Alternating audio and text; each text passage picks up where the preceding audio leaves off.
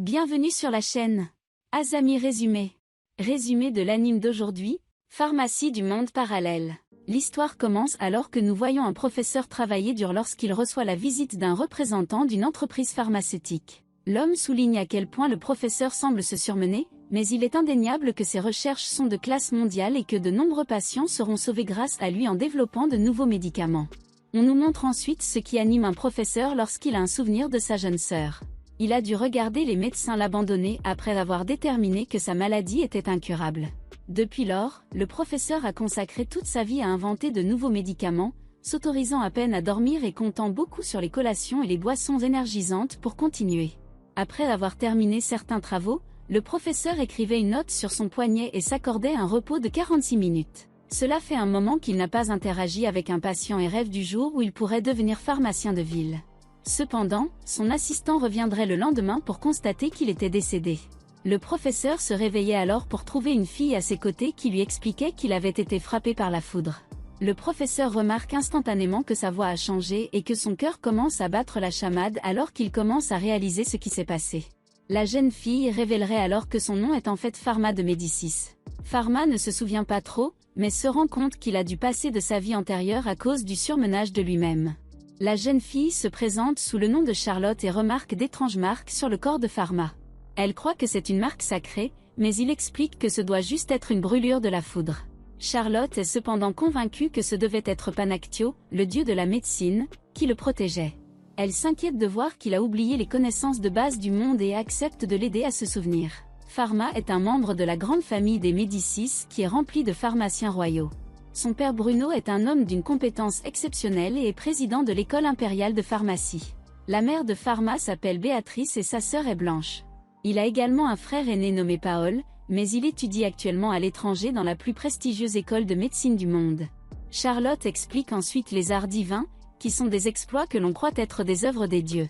C'est à peu près juste de la magie et Charlotte s'inquiète quand il semble que l'industrie pharmaceutique ait tout oublié. La capacité d'utiliser les arts divins est la marque de noblesse et s'il n'est pas capable de se souvenir comment le faire, elle craint qu'il ne soit plus reconnu comme noble et qu'il soit chassé du domaine. Plus tard, Pharma se souvient comment elle lui avait dit qu'il était capable d'utiliser l'art divin de l'eau et qu'il devait créer une image mentale de la forme de l'eau pour l'utiliser. Il essaie en imaginant la structure moléculaire de l'eau et constate que ses marques commencent à briller. Pharma panique alors que l'eau commence à couler de manière incontrôlable de ses mains et la dirige vers l'extérieur. Après avoir supplié que cela s'arrête, c'est finalement le cas et il voit que Charlotte en a été trempée. Elle est heureuse de voir qu'il se souvient comment utiliser les arts divins et cela ne la dérange pas de se mouiller depuis qu'il a arrosé le jardin pour elle.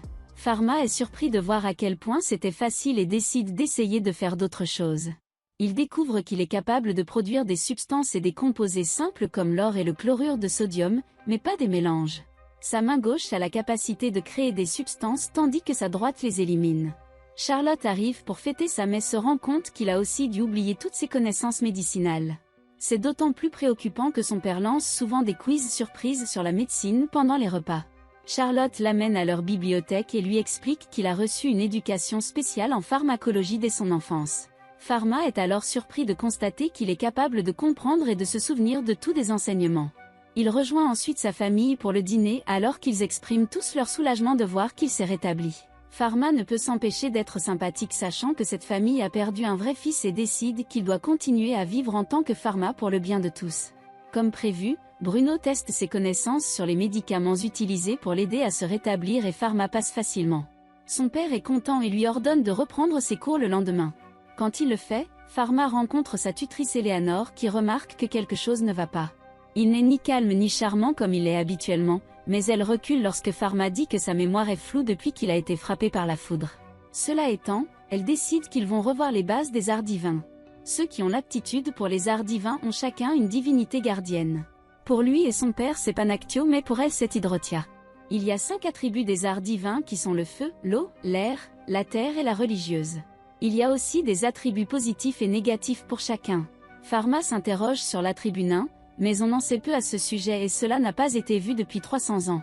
Il se demande alors ce que serait une personne capable de créer n'importe quelle substance et elle dit simplement que c'est impossible. N'importe qui comme ça serait considéré comme un dieu ou un démon. Ensuite, Eleanor n'arrive pas à croire que Pharma a oublié d'apporter sa baguette divine qui est utilisée pour amplifier et contrôler les arts afin qu'elle lui permette d'emprunter la sienne. Elle veut qu'il lance une lance à eau mais il ne se souvient pas comment, alors elle lui fait une démonstration. Après cela, elle lui rappelle de prononcer l'incantation à haute voix et Pharma se prépare à faire sa première tentative. À leur grande surprise, Pharma parvient à déclencher une explosion d'eau extrêmement puissante qui fait voler Eleanor et les laisse tous les deux sous le choc. Elle ne peut pas comprendre comment il a pu utiliser un tel pouvoir même sans incantation. Elle s'inquiète lorsqu'elle explique que le pouvoir divin total qu'une personne peut utiliser dans sa vie est fixe et qu'elle vient peut-être d'utiliser tout le sien. Elle utilise un compteur pour tester combien il lui reste mais devient terrifiée quand il se casse. Eleanor explique qu'il s'agissait d'une rupture de capacité incolore et qu'elle présentait à la fois des attributs positifs et négatifs. Elle ne peut même pas expliquer exactement ce que cela signifie puisque personne n'a jamais dépassé le compteur auparavant.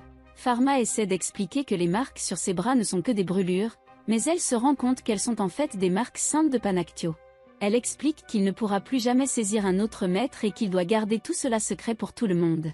Ensuite, Pharma l'aide à la guider car elle a perdu ses lunettes et remarque qu'elle tremble, mais elle attribue cela à son manque de vision.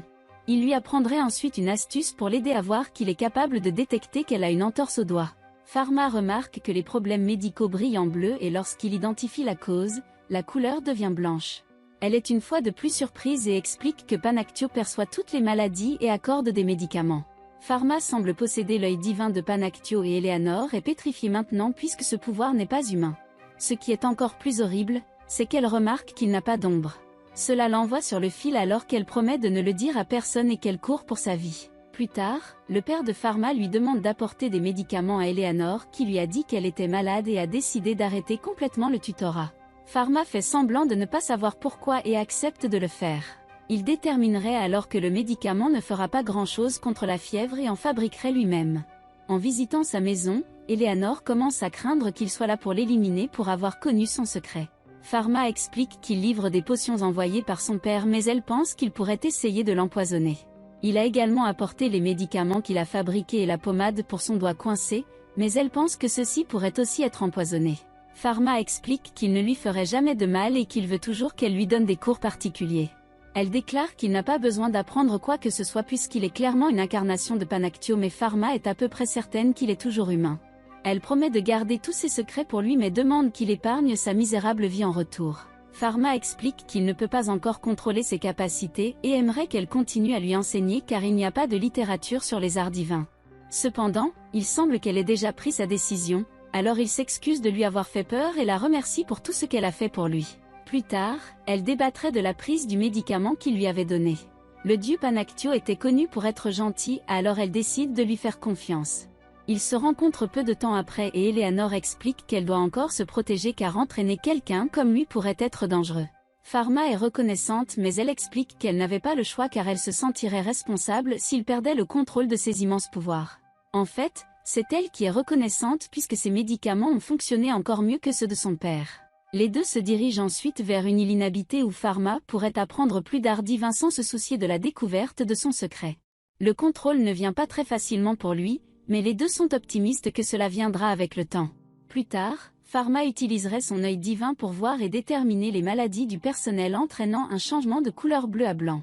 En pratiquant cela, il constate que la lumière disparaît s'il peut déterminer qu'un rétablissement complet est possible, mais si ce n'est pas le cas, il reste une lumière terne. Pharma réfléchit un instant à la façon dont si ses capacités ainsi que son manque d'ombre sont découverts, il sera probablement arrêté et dans le pire des cas exécuté. Il formule un plan pour amener les gens de son côté à aider à prévenir ce scénario. Tant qu'il connaît la composition de la substance, il peut la créer sous n'importe quelle forme. Pharma utilise cette capacité ainsi que ses connaissances pharmaceutiques pour produire plusieurs traitements pour le personnel. Le premier destinataire est Charlotte à qui il donne de la crème pour l'aider à se sécher les mains après tout le travail physique. Elle aimerait partager avec le reste du personnel mais il explique qu'il envisage d'en faire pour tout le monde. Il continuerait ensuite à donner à chacun sa propre médecine spécialisée pour ses maux individuels. Ils sont tous très reconnaissants, certains même au point de pleurer et Charlotte explique que c'est parce qu'ils n'ont jamais reçu de médicaments de leur patron auparavant. Elle explique que les patients sont généralement sélectionnés en fonction de leur statut social. L'industrie pharmaceutique méprise cela, mais Charlotte explique que les domestiques ne pourraient de toute façon pas se payer le médicament. Cela ne fait qu'irriter davantage l'industrie pharmaceutique et il commence à réfléchir à la manière de fournir des médicaments plus efficaces et facilement accessibles à tous. Charlotte reconnaît ses efforts et détermine qu'il deviendra un grand pharmacien un jour. Plus tard, Pharma rencontre ses parents qui lui révèlent que sa petite sœur a contracté la varicelle et que seuls quelques serviteurs sélectionnés seront autorisés à s'approcher d'elle pour empêcher la maladie de se propager. Bruno rappelle à Pharma qu'il a eu la varicelle il y a des années mais qu'il devrait toujours s'éloigner car dans de rares cas, une réinfection est encore possible. Pharma est étonné que Bruno le sache étant donné que ce fait n'a été découvert que récemment sur Terre. Bruno doit assister à une réunion mais Pharma remarque une toux en partant. L'intelligence et les capacités étonnantes de Pharma sont pleinement exposées alors qu'il fabrique des médicaments contre la varicelle. Il va ensuite voir Blanche qui craint d'avoir des ennuis mais il explique que ça va puisqu'il s'est faufilé dedans. Elle ne veut pas prendre le médicament amer et dégoûtant, mais il déclare que le médicament qu'il a fabriqué peut en fait être pris avec une délicieuse collation. Blanche devient alors sceptique car leur père a dit qu'il n'y avait pas de médicament pour la varicelle. Il explique qu'il l'a simplement trouvé dans un livre et que peut-être leur père l'avait oublié. Pharma dit qu'il pourrait se sentir mal s'il l'apprenait, alors il devrait garder le secret. Blanche révèle alors qu'il est très différent maintenant puisqu'il n'avait jamais l'habitude de passer du temps avec elle auparavant. C'est un peu étrange pour elle, mais elle admet qu'elle aime son nouveau frère et Pharma ne peut s'empêcher de se souvenir de son autre sœur. Bruno reviendra plus tard pour constater que Blanche s'est rétablie rapidement et elle explique que c'est à cause d'un secret. Quand il est seul, Pharma pense à toutes ses capacités, y compris une nouvelle qui lui permet de magnifier les choses en utilisant sa main droite sur son œil. Il commence à se demander s'il peut vraiment continuer à les utiliser tous sans frais pour lui-même. Il finit par fabriquer un microscope quand il est appelé pour voir son père. Bruno explique qu'ils doivent partir immédiatement car ils ont une visite d'urgence à domicile pour voir l'impératrice. Pharma est préoccupé par l'atout de Bruno mais est interrompu avant qu'il puisse l'analyser. Ils arrivent pour constater que l'impératrice Elisabeth est dans un état critique. Pharma assiste son père alors qu'il tente de déterminer sa maladie et est étonné de voir à quel point la procédure est différente de son monde. Pharma est plus tard surprise de les entendre dire que son destin est proche de sa fin parce que les étoiles sont dans un état horrible. Bruno continuera toujours à la traiter du mieux qu'il peut, mais Pharma est capable de sentir les ingrédients qu'il utilise pour déterminer qu'il a créé une potion d'anesthésie. Elisabeth veut qu'il soit honnête et lui dise si elle est au-delà de l'épargne, mais il dit que ce n'est pas le cas. Il déclare que le médicament qu'il a fabriqué est suffisamment puissant pour aider, mais l'industrie pharmaceutique sait que ce n'est pas le cas. Il est clair que Bruno essaie juste d'atténuer ses souffrances et d'autres appels pour qu'un prêtre vienne le lendemain. Pharma est choqué de voir que tout le monde a abandonné et décide qu'il ne peut plus rester les bras croisés. Il utilise son œil divin pour découvrir qu'elle a un cancer du poumon, une bronchite et une tuberculose. La solution ne sera pas simple et il est limité par les équipements disponibles dans ce monde. Le temps presse et il se rend compte qu'il n'aura qu'une seule chance de l'aider. La pression monte et l'industrie pharmaceutique ressent enfin ce que c'est que de traiter directement avec le patient. Juste à ce moment, le fils de l'impératrice se précipite et est désemparé de retrouver sa mère. Dans un état aussi terrible. L'industrie pharmaceutique décide qu'il est enfin temps d'agir. Il demande la permission de soigner Elisabeth et révèle qu'il existe un nouveau médicament pour sa maladie. Bruno pense qu'il joue un tour cruel mais l'impératrice veut l'entendre. Pharma explique qu'il pense avoir déterminé quelle est sa maladie et qu'elle décide de lui faire confiance. Elle doit dire à tous les autres de garder le silence car il semble que la jeune Pharma soit la seule à ne pas avoir abandonné. Elisabeth lui donne alors la permission et Pharma se met au travail. Il se barricade dans une pièce pour éviter l'interruption et formule un traitement. Pharma détermine qu'il doit utiliser 4 médicaments différents afin d'empêcher les bactéries de devenir résistantes. Cependant, il est interrompu par son père qui révèle qu'il a pu déterminer que sa maladie est la mort blanche mais que personne au monde ne peut la guérir. Pharma est à nouveau émerveillé par Bruno car il a pu la diagnostiquer sans qu'aucun monde spécial ne puisse la guérir. Bruno exprime son mécontentement car il pense que la Pharma ne fait que donner de faux espoirs à l'impératrice. Cependant, Pharma explique que le médicament dont il parle est réel et qu'il devra le prendre également. Pharma poursuit son travail mais est à nouveau interrompu. Bruno veut savoir ce qu'il prévoit et Pharma essaie de le calmer mais il est trop tard.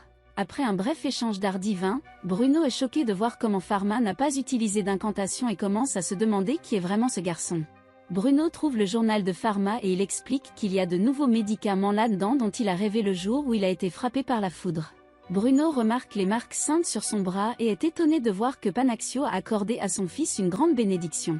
Pharma le supplie de donner le médicament à l'impératrice et s'attribue le mérite. Cependant, Bruno refuse en expliquant que le médicament fabriqué par Pharma est à lui. De plus, l'impératrice a misé sa vie sur les médicaments de Pharma. À son tour, Pharma a confondu sa vie et la lui a donnée. Pharma comprend et enlève la glace qu'il a créée. Bruno est choqué de voir cela car l'attribut de Pharma est l'eau positive. Cela signifie qu'il a toujours été capable de le produire mais qu'il ne devrait pas pouvoir l'effacer.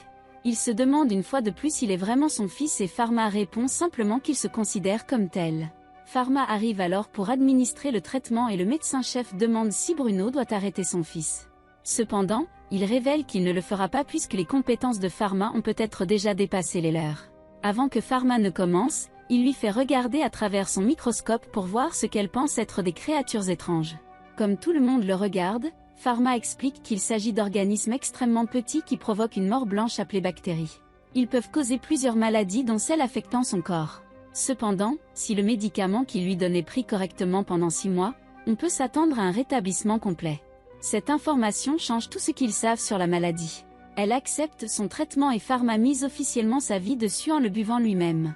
Il annonce à tout le monde qu'une fois que le médicament aura fait ses preuves, la maladie aura un remède et ils n'auront plus besoin de craindre la mort blanche.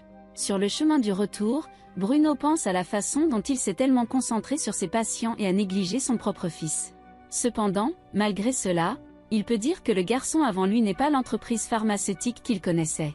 À leur arrivée, Pharma exprime son soulagement de savoir que l'impératrice avait réussi à s'endormir et demande si son père accepterait de prendre le médicament. Bruno reconnaît que Panactio a béni Pharma et concède qu'il a lui-même beaucoup à apprendre. Pharma explique qu'il se trompe cependant. Il avait peut-être les connaissances nécessaires pour créer le médicament, mais il ne comprenait pas les besoins d'un patient au bord de la mort. C'est quelque chose qu'il a appris de Bruno. Pharma explique que son sens aigu est superficiel et non raffiné. Il reconnaît que son père excelle dans ces aspects et demande qu'ils poursuivent ensemble la voie de la médecine.